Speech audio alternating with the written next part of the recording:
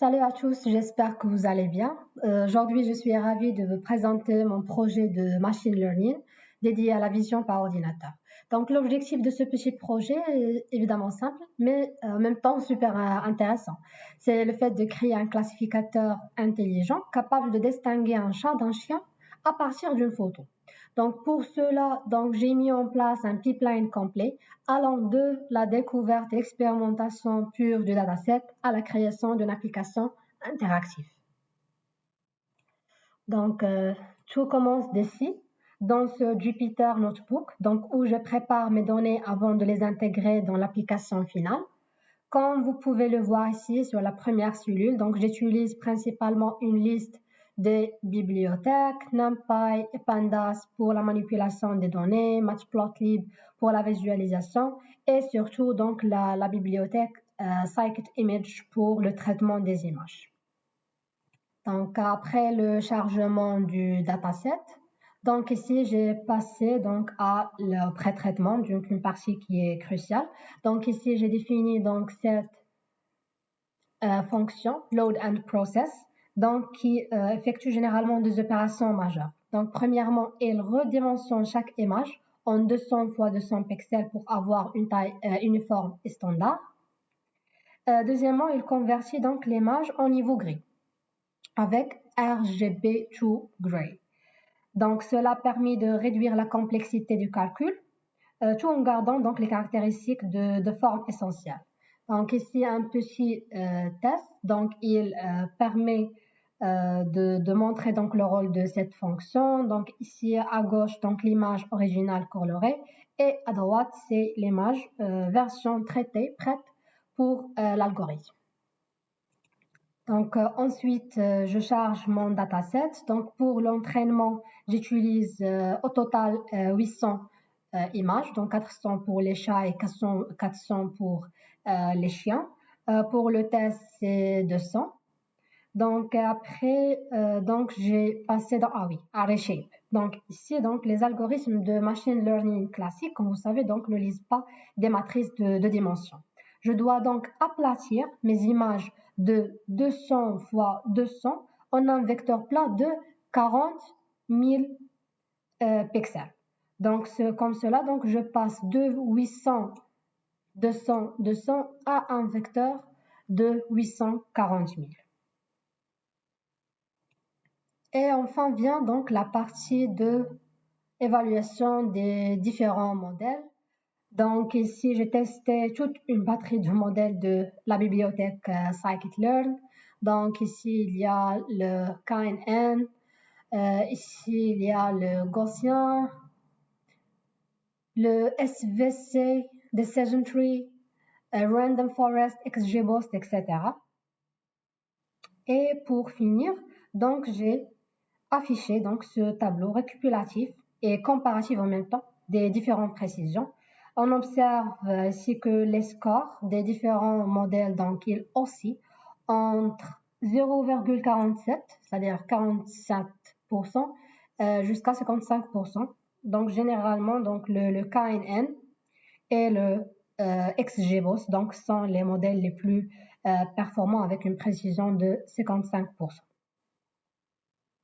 Donc ensuite on va passer au sérieux avec Visual Studio. Donc ici j'ai créé un script généralement dédié à la partie d'entraînement. Donc c'est le train model. Donc ici je n'ai pas voulu me limiter à un seul algorithme. Donc j'ai entraîné et comparé les différents sets modèles. Donc ici on trouve tous les modèles déjà introduits dans la partie de Jupyter. Et chaque modèle sera ensuite sauvegardé dans un fichier Pickle, avec l'extension .pkl, qui sera utilisé instantanément par l'application. Donc je commence par définir le chemin du dataset. Après la fonction load and process, la même fonction utilisée sur Jupyter pour le redimensionnement et pour convertir l'image en gris. Et après, donc, vient la fonction donc load dataset. Donc, cette fonction donc permet donc de charger le dataset, 800 images pour l'entraînement et 200 images pour le test. Aussi, via donc ce point important, oui, ici, le label encoder. Donc, c'est celui-là qui permet donc de transformer proprement les étiquettes, donc chat et chien, donc en valeurs numériques des 0 et des 1, que les algorithmes peuvent comprendre. Et je sauvegarde d'ailleurs donc cet encodeur dans un fichier labelencoder.pkl pour qu'il reste cohérent avec l'interface utilisateur. Donc après, on définit donc un dictionnaire, donc modèle, donc contenant donc les 7 modèles qu'on va utiliser pour l'entraînement.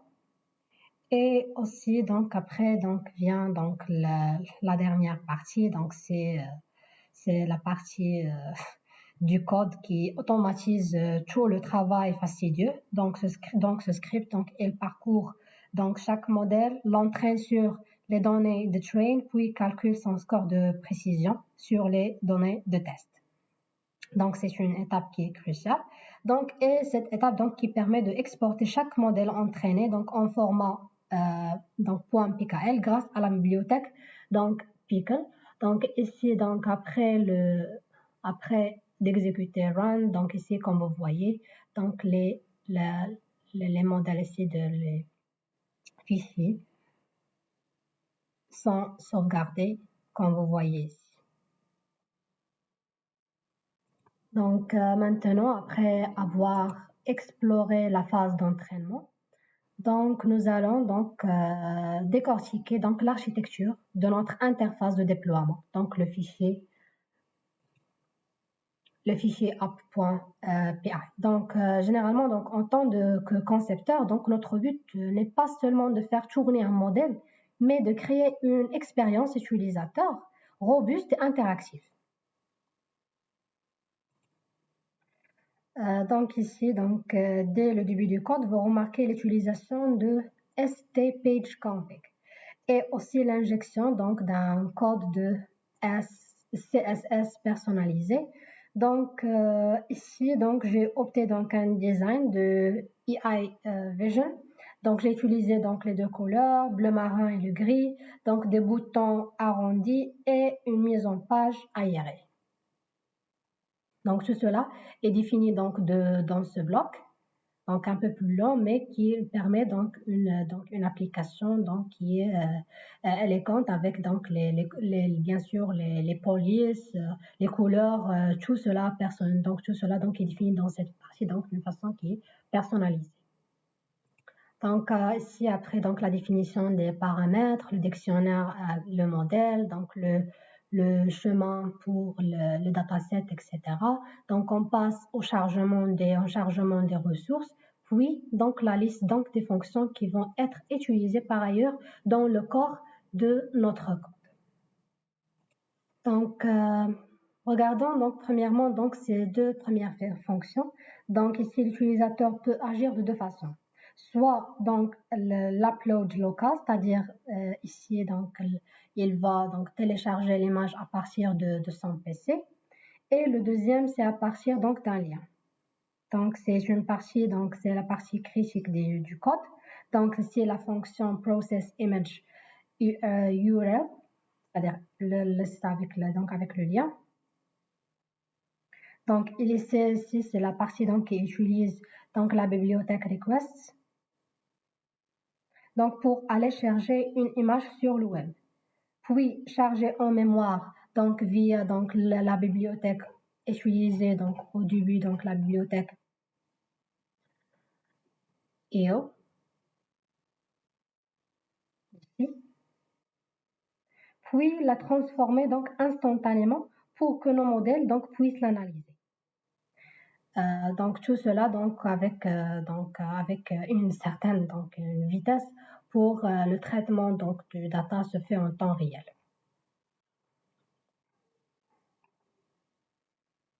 Donc ils sont montrés donc de cette façon donc dans l'application. Donc la partie de upload ici et la partie pour l'URL du message. Donc, puis, donc la fonction de prédiction. Donc ici, donc l'application, donc il permet de basculer entre les 7 différents modèles de machine learning, donc via une liste déroulante. Et aussi, il permet aussi de tirer donc la confiance de chaque modèle.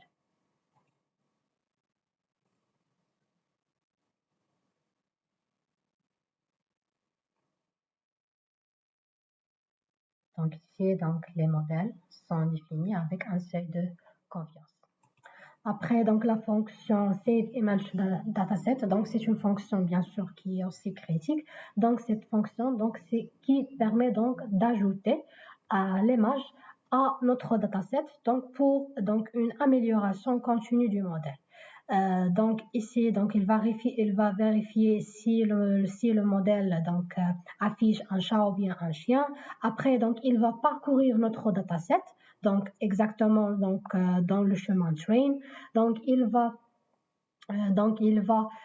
compter, c'est-à-dire pour poser l'image donc dans sa place, donc en suivant donc l'ordre des images. Par exemple, l'image ajoutée doit ajouter par exemple 400, c'est-à-dire 401, 402, 402, 3, etc. Donc il va parcourir donc le fichier, va compter les images, il va ajouter donc il va ajouter donc le préfixe, donc puis donc il va ajouter donc le nombre, c'est-à-dire il va incrémenter le nombre à chaque fois par 1.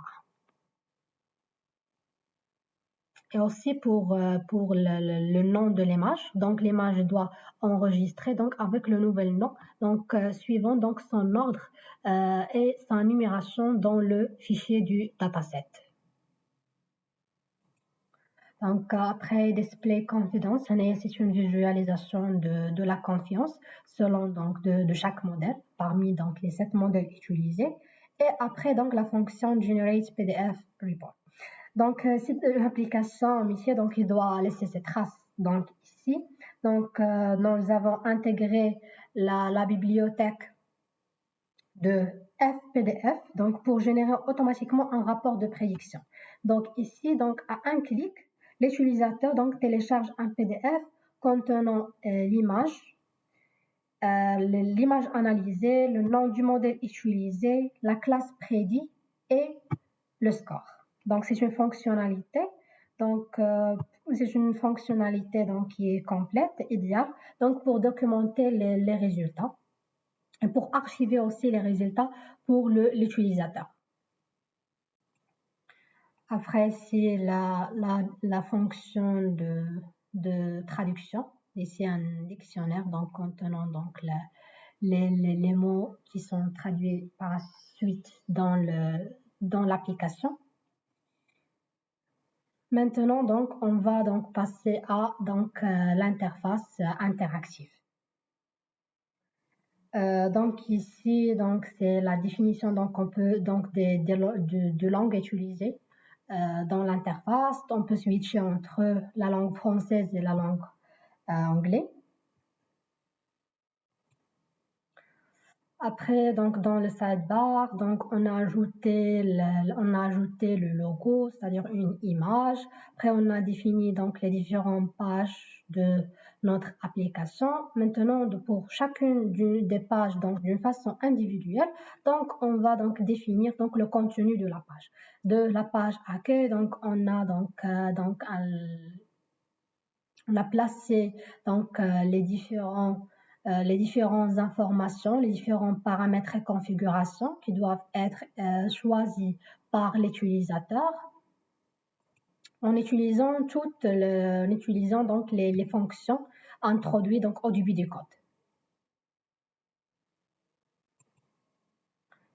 Donc ici, on a utilisé tab 1 et tab 2 donc pour utiliser donc deux tableaux, l'une pour le chargement depuis le PC et le deuxième c'est pour le téléchargement d'après un lien. Donc afficher donc la confiance de chaque modèle, un bouton ici pour générer le rapport en utilisant donc la fonction Generate PDF. Et après, donc ici, c'est la confirmation et l'ajout du dataset. Donc, comme c'est une boucle de rétroaction. Donc ici, donc c'est la partie. Donc ici, c'est la partie intelligente qui permet donc l'enrichissement continu du dataset, donc en utilisant donc la fonction save image to dataset. Et pour chacune donc des images ou bien des essais de l'utilisateur, donc il sera donc restauré dans l'historique. Après, donc, la page à propos contenant donc des informations concernant donc le modèle, concernant le projet en général. Et ici, donc, vient la partie pour donc la communication externe. Donc, qui permet donc de le contacter, donc, le concepteur de l'application. Donc ici, pour éviter de gérer un serveur mail lourd, donc j'ai utilisé la technique de Webhook. Donc ici, donc voici le lien. Donc ici, dans le code donc du formulaire, donc nous utilisons request.post donc pour envoyer les données de contact directement vers l'URL externe, c'est-à-dire via Make. Généralement, j'utilise Make pour générer ce webhook URL. Donc, c'est une méthode qui est moderne, qui est sécurisée, qui permet de connecter notre application à d'autres services cloud de manière qui est totalement transparente. La page de l'historique, donc contenant les essais de l'utilisateur, donc selon la source, ici le résultat de prédiction, etc. Et enfin, donc la page donc pour galerie qui affiche donc certaines photos qui sont été utilisées durant l'entraînement de notre modèle, donc pour plus de confiance et pour montrer à l'utilisateur donc comment le modèle a été entraîné. Et aussi vient donc la fin du code, donc de app.py. Donc maintenant, donc on va passer à tester notre application et de voir les différentes pages, les différentes configurations et tout concernant donc notre application.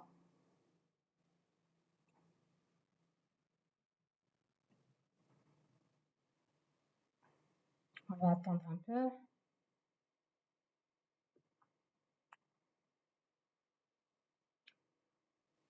Et voilà, donc voici donc l'interface, donc le sidebar avec le logo de notre application. Donc ici, donc tout à droite, donc on peut switcher entre le français et l'anglais, comme on voit ici. Donc on va retourner donc faire le français.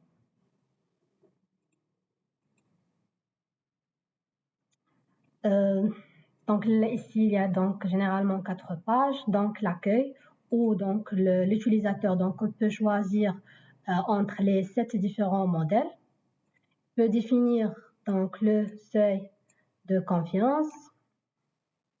Ici donc deux possibilités, soit télécharger l'image, soit apporter donc le lien. Donc on va faire un petit essai. Donc ici je vais donc j'ai déjà une photo donc d'un chat. Donc généralement je sais. Oh oui, voilà. Donc voilà la photo du chat. Donc le résultat. Donc chat confiance 100%. Si donc le modèle utilisé c'est le KNN. Si par exemple on utilise Decision Tree, on attend un peu. Toujours un chat.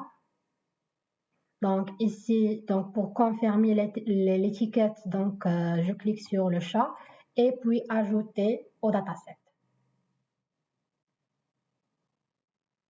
Donc image ajoutée en dataset et comme vous voyez ici, voilà, le nombre c'est 404. Donc si ici j'entre au fichier, Donc, je dois trouver donc l'image. Voilà, 404. Donc, l'image est ajoutée avec succès.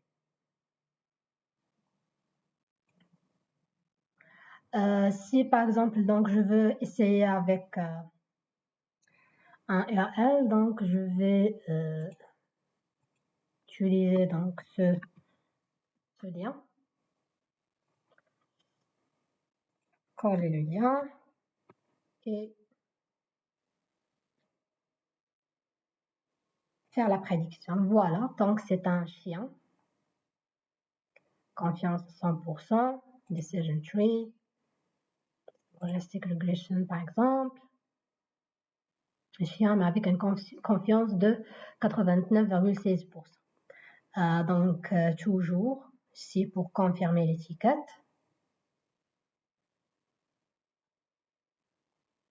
C'est bon. Donc aussi, il est ajouté. Pour exporter le rapport, donc voilà notre rapport, le modèle, la source, la classe et la confiance. Donc voici, on a testé donc la page d'accueil. Pour la page à propos. Donc à propos, voici, donc il fait une petite présentation du projet, donc les différents modèles utilisés, les fonctionnalités et datasets et technologies utilisées. Et aussi pour le bouton de contactez-nous. Par exemple, j'utilise par exemple un nom et aussi salut par exemple.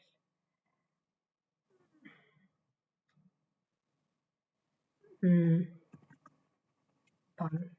expérience et envoyer. Votre message envoyé avec succès, je veux juste ici vous montrer que sur mon webhook, comme vous voyez ici, donc je vais donc trouver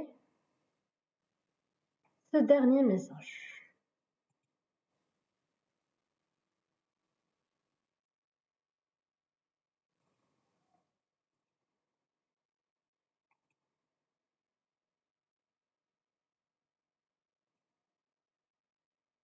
Voici, donc Sina, salut, bonne expérience, donc tout est bon. Donc c'est une fonctionnalité. Après, pour l'historique, donc c'est pour l'historique des prédictions. Donc on a fait deux prédictions. La première, c'est pour un chien à partir donc d'un lien. Et la deuxième concernant un chat, donc à partir de notre PC. Et finalement, pour la galerie, donc ici la galerie, donc voici donc des exemples d'images du dataset. Donc notre modèle est entraîné à partir des images comme celle-ci. Donc les images des chats, les images des chiens. Donc, on peut dire que donc, on a réussi donc, à créer donc, un pont entre la rigueur mathématique des modèles qu'on a vu donc, dans la partie code et une interface donc, utilisateur qui est interactif et intelligente et en même temps donc, élégante, donc, qui passe de l'analyse de l'image donc, à la génération donc, d'un rapport PDF professionnel et une application efficace de tous les concepts de machine learning.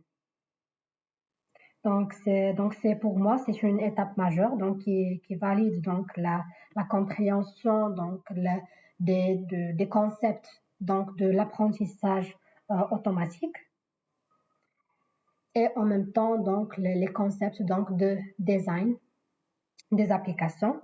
Donc c'est la fin de la vidéo. Merci pour votre attention et à bientôt pour de prochaines nouvelles projets.